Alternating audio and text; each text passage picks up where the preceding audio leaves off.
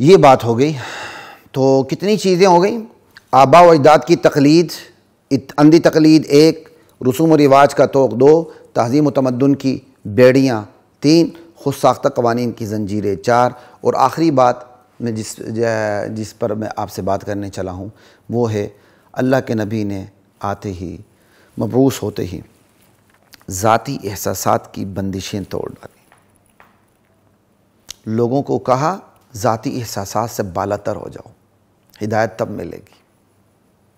جب تک بندہ ذاتی احساسات سے بالاتر نہیں ہوتا اسے ہدایت نہیں ملتی. پھر وہ تعصب کی آنکھ سے دیکھتا ہے، پھر وہ اپنی برادری کی آنکھ سے دیکھتا ہے، پھر وہ اپنی قوم کی آنکھ سے دیکھتا ہے، پھر وہ اپنی مملکت اور ریاست اور سیاست کی آنکھ سے دیکھتا ہے، پھر وہ اپنے مفادات کی آنکھ سے دیکھتا ہے، پھر وہ اپنے بیوی بچوں کی آنکھ سے دیکھتا ہے، پھر وہ خود اپنی فرعونی آنکھ سے دیکھتا ہے، قارونی آنکھ سے دیکھتا ہے. ذاتی احساسات سے بالاتر ہونا اسے نصیب نہیں ہوتا. اور جب بندہ ذاتی احساسات سے بالاتر نہیں ہوتا تو اسلام کا جو احساس، اسلام جو احساس اس کے دل میں اتارنا چاہتا ہے وہ اس کے دل میں گھر نہیں کرتی، وہ چیز اس کے دل میں گھر نہیں کرتی. اسلام کی حقانیت کو قبول کرنے کے لیے ضروری ہے کہ بندہ ذاتی احساسات سے بالاتر ہو جائے. یہ ذاتی احساسات ہوتے ہیں جو بندے کو اسلام قبول کرنے نہیں دیتے.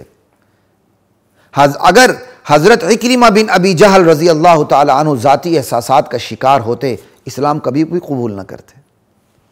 کیونکہ ذاتی احساس کیا ہے؟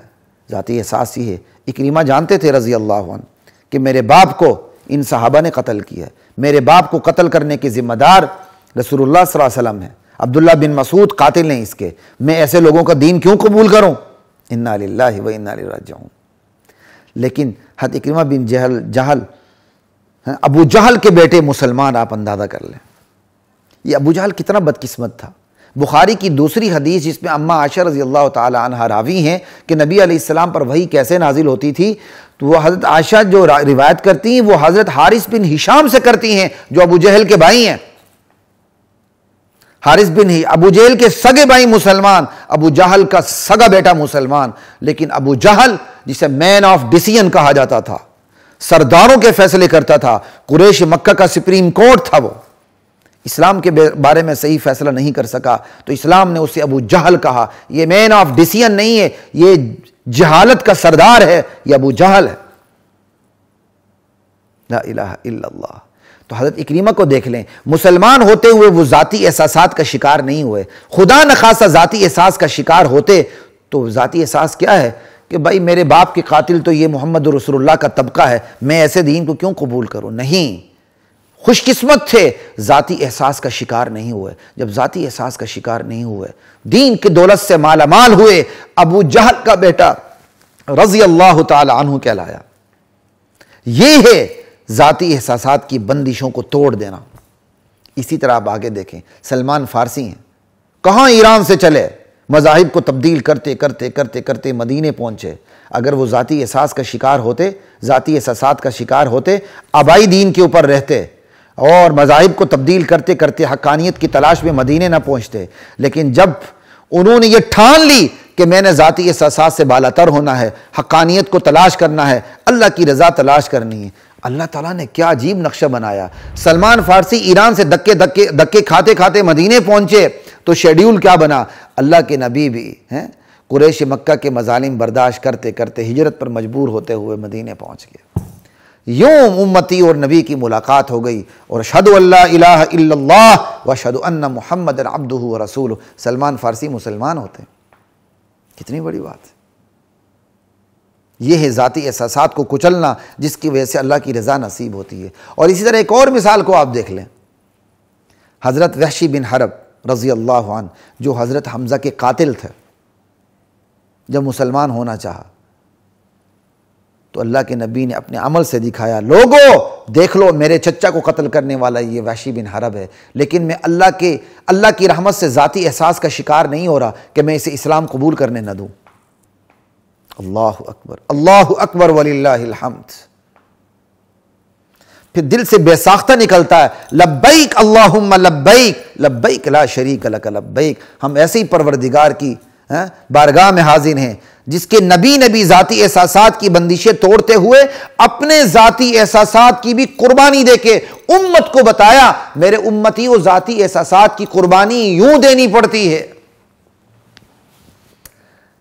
اگر نبی کریم صلی اللہ علیہ وسلم ذاتی احساسات کو سامنے رکھتے کہ یہ تو میرے چچا کا قاتل ہے، میں اس کا اسلام قبول کیوں کروں؟ نہیں، اللہ کے نبی نے ذاتی احساسات سے اسلام کی تعلیمات کو بالاتر اور بلند سمجھا، بلکہ اللہ کے نبی کے ذاتی احساسات بھی چونکہ نبی کی جو طبیعت ہوتی ہے وہ شریعت کے عین مطابق ہوتی ہے، تو اللہ کے نبی جو ذاتی احساس کی میں بات کر رہا ہوں وہ اسلام سے قطع نظر ایک ذاتی احساس کی بات کر رہا ہوں کہ سپوز سمجھ لیں کہ اسلام کا کوئی حکم اترا نہیں کہ وحشی بن حرب کا اسلام قبول کرنا یا نہیں کرنا، تو نبی علیہ السلام کا جو ذاتی احساس تھا وہ غم کا احساس تھا کہ یہ تو میرے چچا کا قاتل ہے۔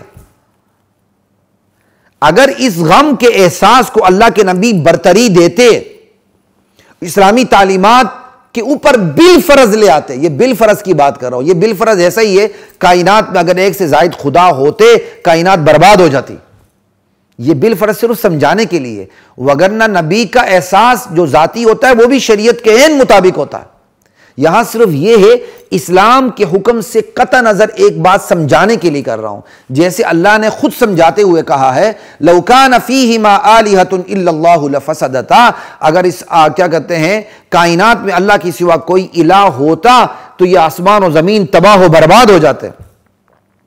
بس یہ بالفرض والمحال، سمجھ آئی؟ تو فرض محال محال نہیں ہوتا۔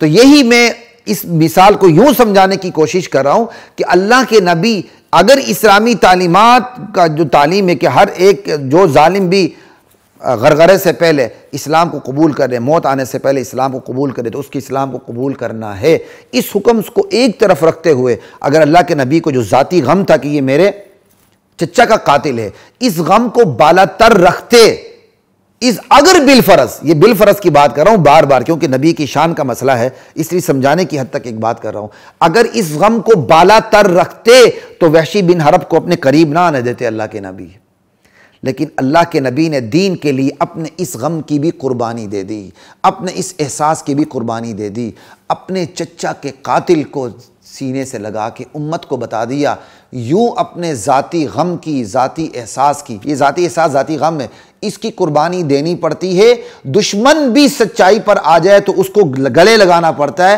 جیسے میں نے اپنے چچا کے قاتل وحشی بن حرب کو گلے لگا لیا ہے اور اب اسے رضی اللہ عنہم ورضوا عنہ کی سند مل چکی ہے۔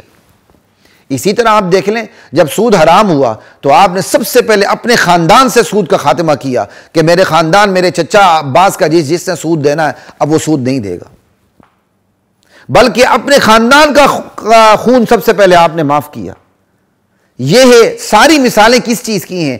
ذاتی احساس کو نیچے رکھنے کی اور اسلامی احکام کو اوپر رکھنے کی، یہ مثال ہے۔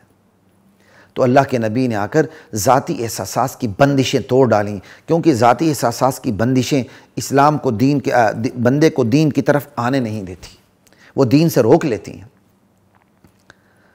جیسے میں نے حضرت اکرمہ کی مثال دے دی، خود نبی علیہ السلام کی مثال دے دی ہے، نبی علیہ السلام تو کبھی دین سے رک ہی نہیں سکتے ہیں، یہاں نبی علیہ السلام کی مثال اس حد تک دی ہے کہ نبی علیہ السلام نے بھی دین کے لیے ذاتی غم اور ذاتی احساس کی قربانی دی ہے۔